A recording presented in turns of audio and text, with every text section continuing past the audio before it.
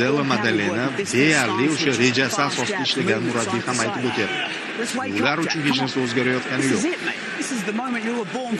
Shunchaki u vaqt ketdi. Championship rounds. I want to see 3 more if we need to, okay? Amazing rounds.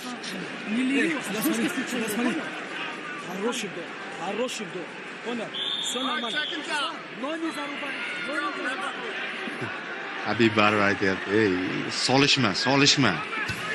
Bar Javier Mendes aytdi, "Bizga 3 ta chempionlik raundi kerak."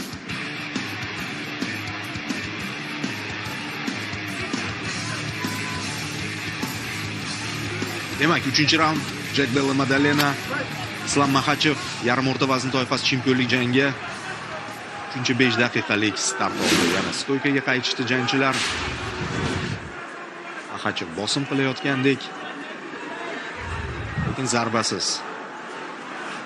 Jackdan jab. Islam kombinatsiya boshladi, oxirigacha yetkazgani yo'q. Jack yana o'ng qo'li bilan jab tashlab uzoqlashtirdi o'zidan. Aytib chiqarib qo'yapti Maddalena.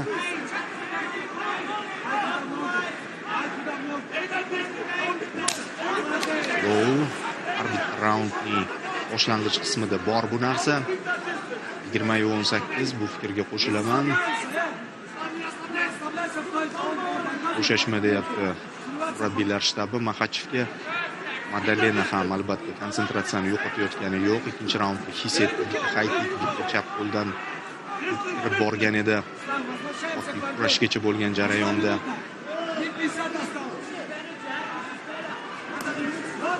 Yaxshi low kick sezdi, his etdi. Maddalena ketidan bitta up kick yuqoridan kirib bordi. Kuchli emas, lekin nuqtasiga bordi.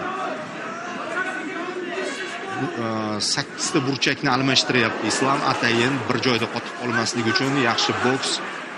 Stoykada zarbalar almashinuvi, Habibning xavotirli daqiqalari boshlandi. Ya'ni ko'rsatmada solishma deganda, lekin Islam xohlayapti shuni.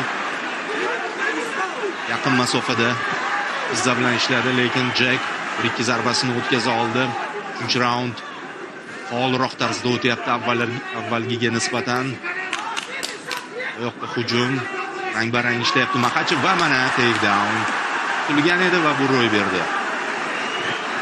2 daqiqa stoykada urishdi Islam Makhachev va shu 2 daqiqa ichida yutqazmadi. Masalan, birinchi raundda 1 daqiqa, ikkinchi raundda ham 1,5 daqiqacha stoykada yutqazmadi. Ikkinchi raundda 2 daqiqa stoykada turdi. Islam olib qo'ygan bo'lishi mumkin agar sezilarli zarbalarni o'zini aytadigan bo'lsak.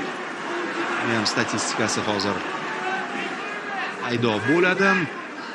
28 ga 58 umumiy zarbalar, aniqlik 47 ga 66 Islam Makhachev foydasiga. Ya'ni stoykada ham Islam ustunlikka erishyapti. Bu degani 2 raund davomida shunchaki parterda nazorat evaziga emas, har bir jabhada ustunlikni namoyish etyapti. Jack Della Maddalena yana bir marta reportaj avvalida aytdim.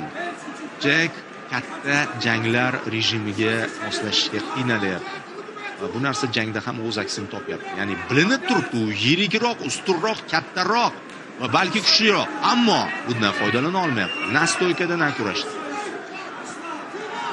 Islam aqlli jang qilyapti. Agar qo'pol xatoga yo'l qo'ymasa, hozircha hammasi uning nazorati ostida ketyapti. Ular e'tiroz qilishyapti, lekin majbur Makhachev shu uslubda jang qilishga. Ozgina stoyka, u yog'iga kurash. Chunki o'ta xavfli raqib o'zi ham bir necha bor tan oldi. Faoliyatimdagi eng qiyin tayyorgarlikni o'tkazdim, chunki bu eng og'ir jang bo'lib chiqdi. O'sa yengil toifaning haqiqiy yirtqichlari bilan Islam Makhachev janglarni o'tkazgan. Oxirida faqat Renato Moicanoga qarshi urushga majbur bo'ldi, chunki Charles Oliveira revanshdan oldin jarohat. Va undan oldin Makhachev allaqachon yarim o'rta vaznga o'tib ketardi. U jamoadoshi Bilol Muhammad bilan urushishni xohlamagan. Shuning uchun payt qo'ygan. Allaqachon o'tmoqchi edi bu toifaga. Va endi Iliya Tapuriya yengil toifadan turib unga chaqiruvlar tashlayapti. Qayt. Kutayapman. Mendan qochdi deb yo'q. Bunday reja.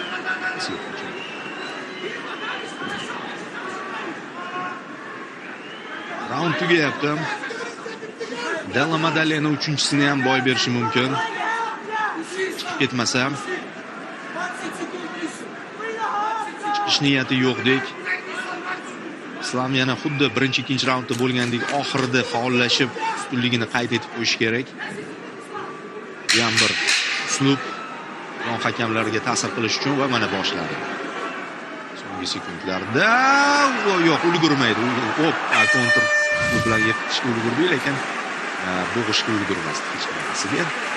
3-raundda ham u aynan so'nggi sekundlarda faollik ko'rsatib qo'yapti, ya'ni bu raund meniki degan mesajni yo'llab qo'ymoqda. You're just sitting in half guard. You're not backing your grappling.